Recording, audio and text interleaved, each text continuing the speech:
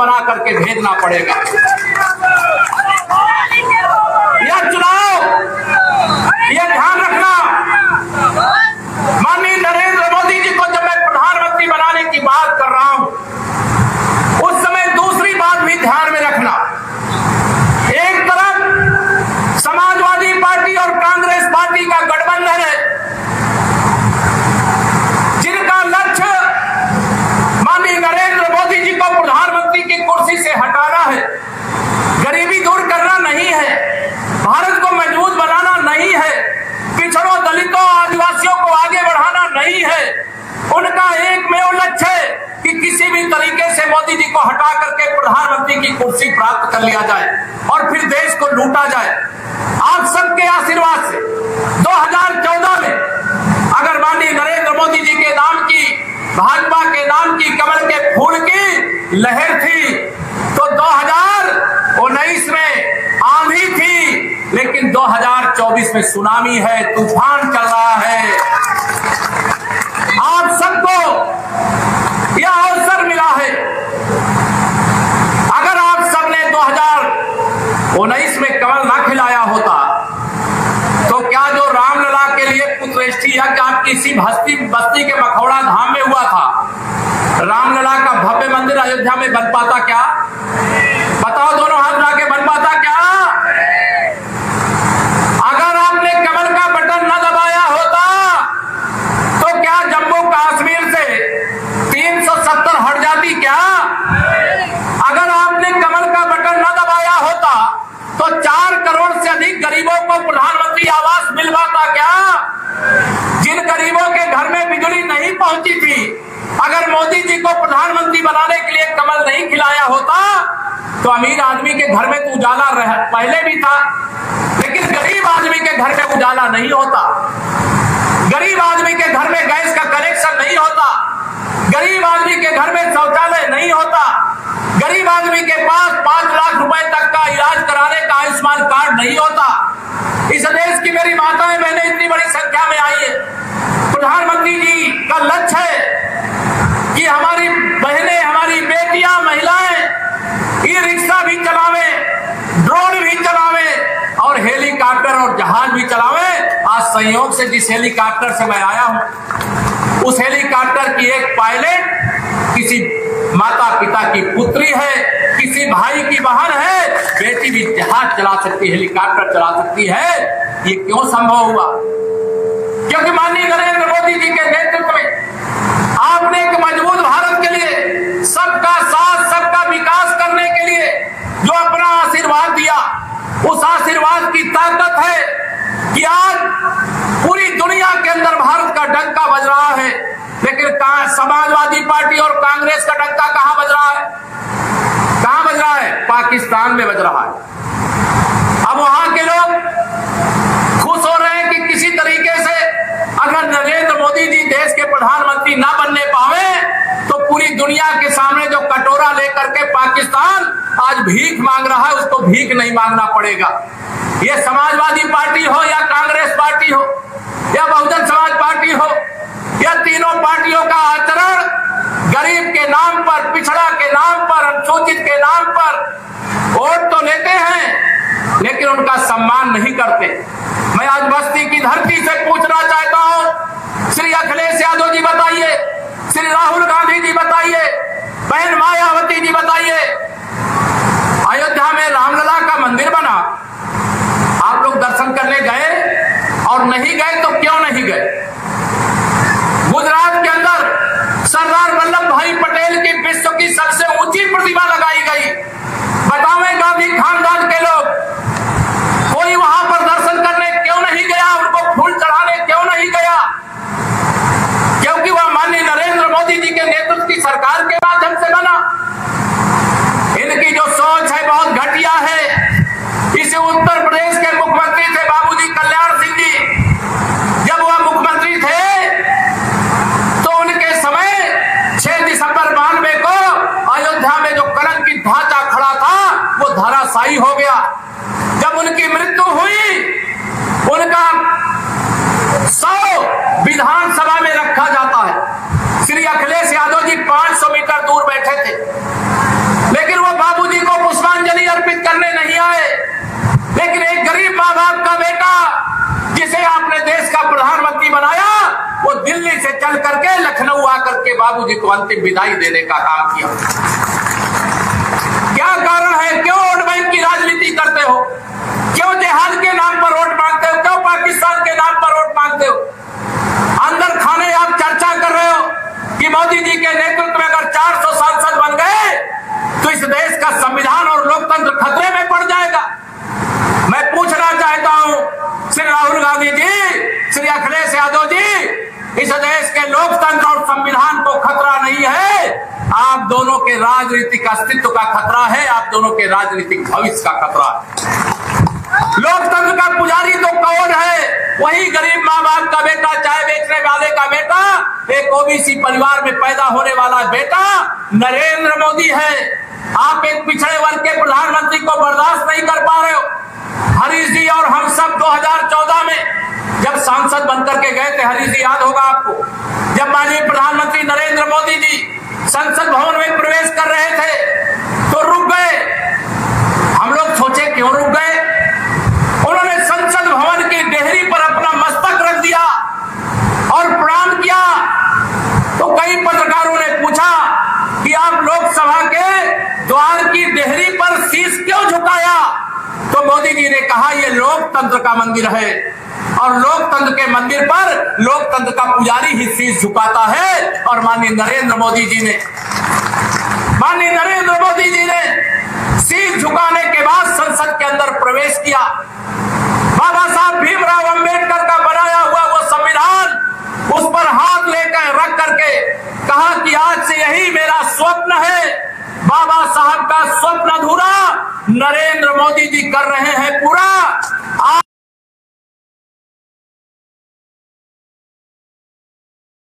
आज पंचतीर्थ बाबा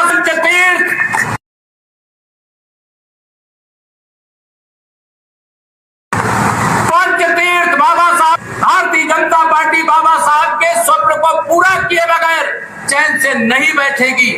मेरे प्रधानमंत्री नरेंद्र मोदी जी के नेतृत्व में आप सबके आशीर्वाद से अगर 10 साल मोदी जी ने सरकार, कांग्रेस 60 साल में नहीं कर सकी, उससे बड़े बड़े काम माननीय नरेंद्र मोदी जी ने 10 साल के अंदर करके देने का काम किया। 10 साल के अंदर करके देने का काम। भारतीय जनता पार्टी का लक्ष्य गरीब की भलाई करना है, भ्रष्टाचार का खात्मा करना है, देश का विकास करना है, उत्तर प्रदेश का विकास करना है, बस्ती का विकास करना है, अयोध्या, काशी, मथुरा का भी विकास करना है, भगवान तथागत बुद्ध के स्थानों का भी विकास करना है, देश का सर्वांगीण विकास। ये मेरे प्रधानमंत्री नरेंद्र मोदी जी का लक्ष्य है। अगर सपा बसपा कांग्रेस से पूछो तो उनका नारा क्या है? मोदी जी कहते हैं सबका साथ सबका विकास। और सपा बसपा कांग्रेस वाले क्या कहते हैं? कुछ का साथ मुसलमानों का विकास, कुछ का साथ गुंडों, अपराधियों, माफियाओं, दंगाइयों, भ्रष्टाचारियों का विकास, कुछ का साथ परिवार का विकास। और मेरे मोदी जी कुछ का साथ नहीं, सबका साथ गरीब का विकास, सबका साथ किसान का विकास, सबका साथ नौजवान का विकास, सबका साथ महिलाओं का विकास। मेरी माताओं बहनों को वह दर्द मालूम होगा किस प्रकार से जिस घर में दोनों समय के भोजन की व्यवस्था नहीं होती, उस घर में जब प्रधानमंत्री गरीब कल्याण अन्न योजना का राशन आता है, बताइए मोदी जी को आप मुंह से ना भी बोले तो मोदी जी को आशीर्वाद जाता है कि नहीं जाता? बताओ तो, जाता है कि नहीं जाता? दोनों हाथ रख बताओ, जाता है कि नहीं जाता? बिना कुछ कहे ही मोदी जी को आशीर्वाद मिल जाता है। ये प्रधानमंत्री गरीब कल्याण अन्न योजना से ये सपा बसपा कांग्रेस वाले परेशान हैं। वो कह रहे हैं इसको बंद करो, इसको अगर नहीं बंद करोगे तो मोदी जी को प्रधानमंत्री बनने से नहीं रोक पाओगे। लेकिन मोदी जी ने ऐलान किया है, अरे विपक्षियों, वो गरीब माँ बाप का बेटा है, वो गरीब की पीड़ा को जानता है, वो चांदी का चम्मच मुंह में लगा करके पैदा नहीं हुआ है। वो ऐसा प्रधानमंत्री है जो गरीब का दर्द जानता है। और माननीय नरेंद्र मोदी जी ने ऐलान किया है आने वाले 5 साल तक प्रधानमंत्री गरीब कल्याण अन्न योजना का राशन जैसे मिल रहा है ऐसे ही मिलता रहेगा। अब इनको परेशानी होगी कि अगर इनको सबको राशन मिलेगा कोई भूख से नहीं मरेगा तो इनको राजनीतिक फायदा कैसे मिलेगा। मेरे मोदी जी प्रधानमंत्री बने, उन्होंने ऐलान किया मैं भ्रष्टाचार मुक्त भारत बनाऊंगा।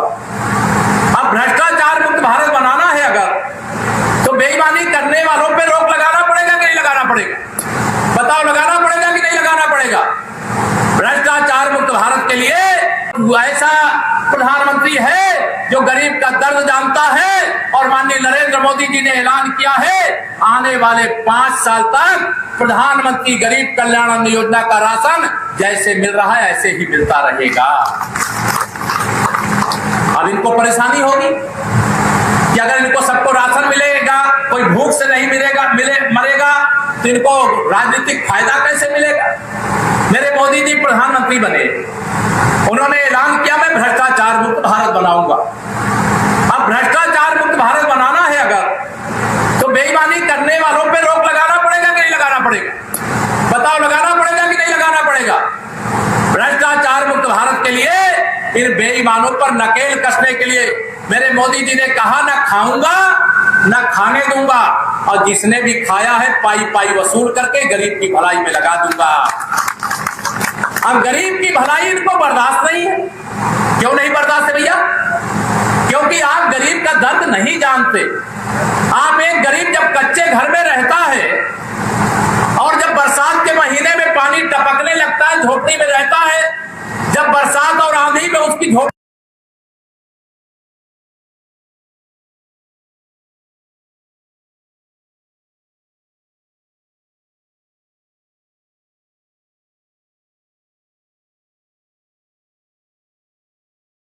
और मोदी जी ने कहा है 4 जून को 4 बजे जब 400 पार होगा 3 करोड़ और गरीबों का घर बनाने का काम करूंगा।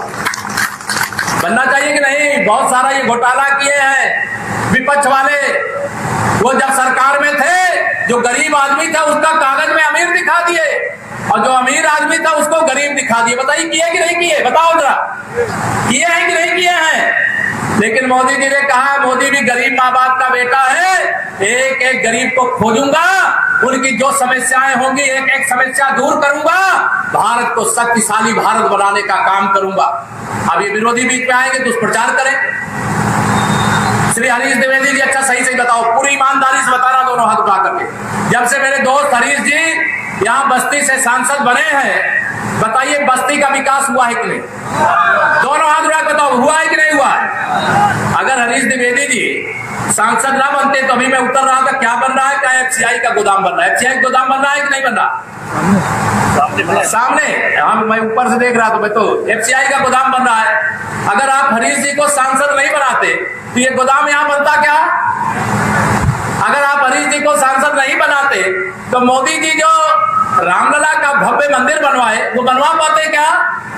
कांग्रेस वाले, सपा वाले, बसपा वाले या भाजपा विरोधी इंडी गठबंधन वाले ये सब तो चाहते कैसे मोदी जी हटे, रामलला का मंदिर तोड़ करके फिर वहां बाबरी मस्जिद बनाए। इनका तो लक्ष्य ये है कैसे मोदी जी प्रधानमंत्री की कुर्सी से हटे, जम्मू कश्मीर से में फिर से कैसे 370 वापस लाए। लेकिन मोदी जी के रहते हुए कोई 370 ला सकता है क्या? दोनों हाथ ना बताओ, ला सकता है क्या? नहीं ला सकता। और आज क्या स्थिति है?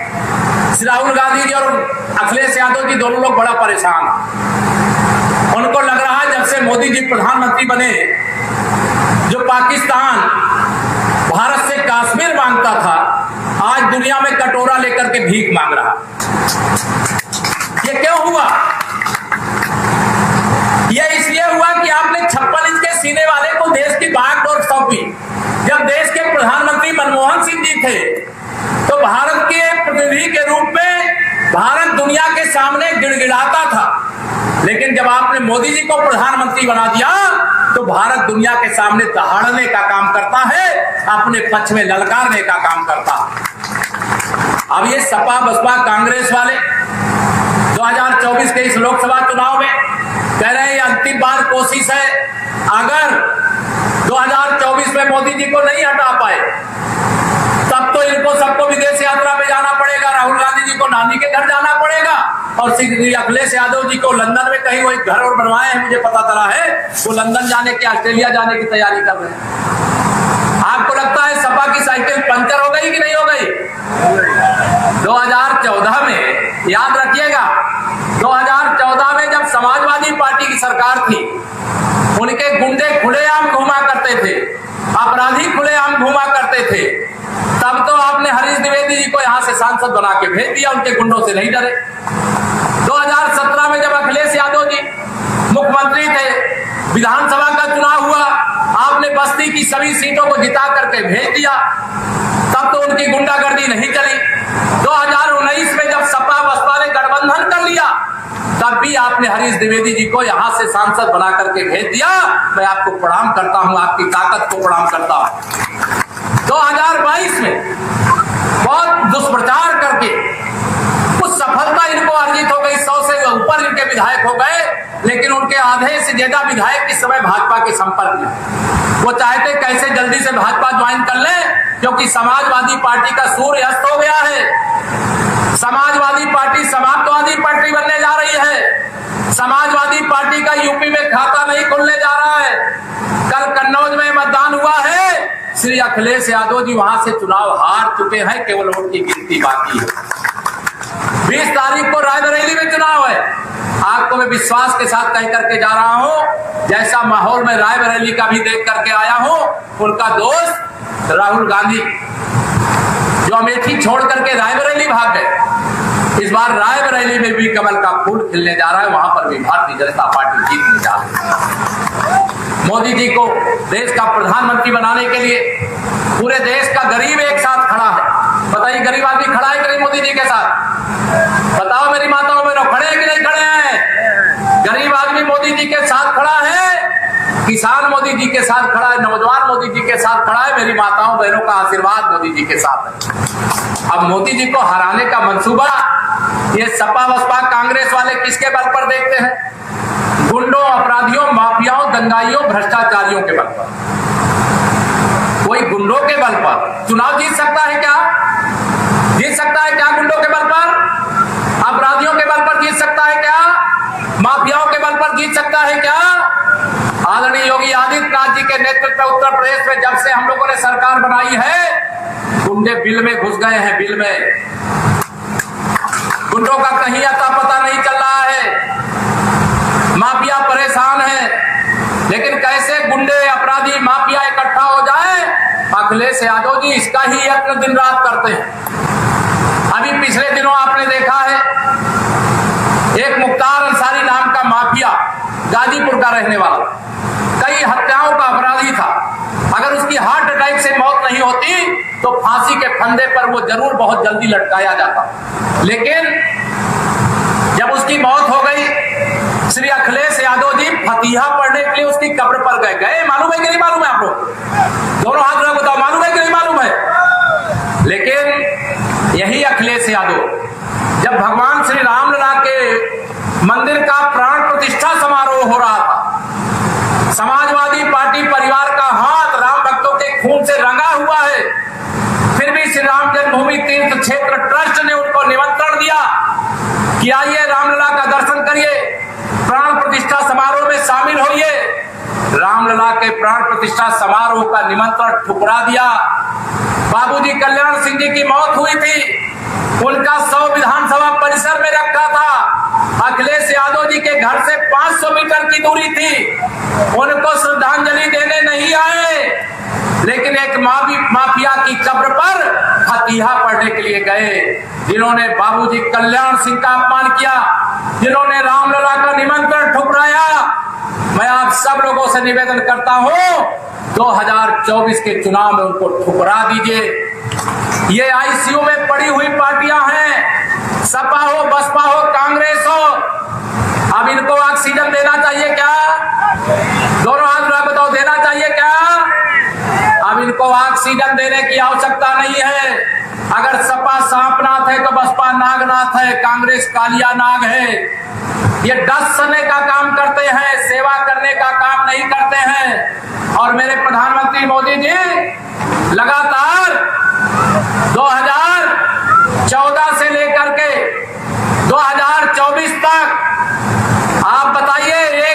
मोदी जी ने छुट्टी लिया है क्या? दोनों हाथ उठा बताओ, मोदी जी ने छुट्टी लिया है क्या? उनका तन समर्पित, मन समर्पित और यह जीवन समर्पित इस भाव से भारत माँ की, भारत के एक एक गरीब की, एक एक किसान की, एक एक मजदूर की सेवा में लगे हुए हैं। और उनको आप प्रधानमंत्री की कुर्सी से हटाने के स्वप्न देख रहे हो? आप संसद का मुंह भी नहीं देख पाओगे। देश के संसद भवन का, नए संसद भवन का जब लोकार्पण हुआ तो उसका भी निमंत्रण ठुकरा दिया गया। क्यों ठुकराया गया? क्योंकि देश के प्रधानमंत्री एक ओबीसी वर्ग से आने वाले माननीय नरेंद्र मोदी जी उसका उद्घाटन करने जा रहे थे, इसलिए निमंत्रण ठुकरा दिया। उसी संसद भवन में जो पहला कानून बना वो नारी शक्ति बंधन अधिनियम 2023, जैसे ग्राम प्रधान महिलाएं बन सकती हैं, चेयरमैन महिलाएं बन सकती हैं, जिला पंचायत की सदस्य और अध्यक्ष महिलाएं बन सकती हैं, वैसे अब देश की संसद और विधानसभा में 100 में से 33 महिलाएं चुन करके जाएंगी। ये मोदी जी ने कानून बना दिया है, वो उसके लिए मैं आप सबको बधाई देना चाहता हूं। 2024 की लोकसभा चुनाव में आप सब बताइए, हरीश द्विवेदी जी को जिताने का संकल्प दोनों हाथ उठाकर बताइए, ले रहे हो कि नहीं ले रहे हो? हरीश द्विवेदी जी को, क्योंकि मोदी जी प्रधानमंत्री तब बनेंगे जब 400 पार होगा। अब जब 400 पार होगा तो पाकिस्तान के कब्जे वाले कश्मीर में भी भारत का तिरंगा लहरा रहा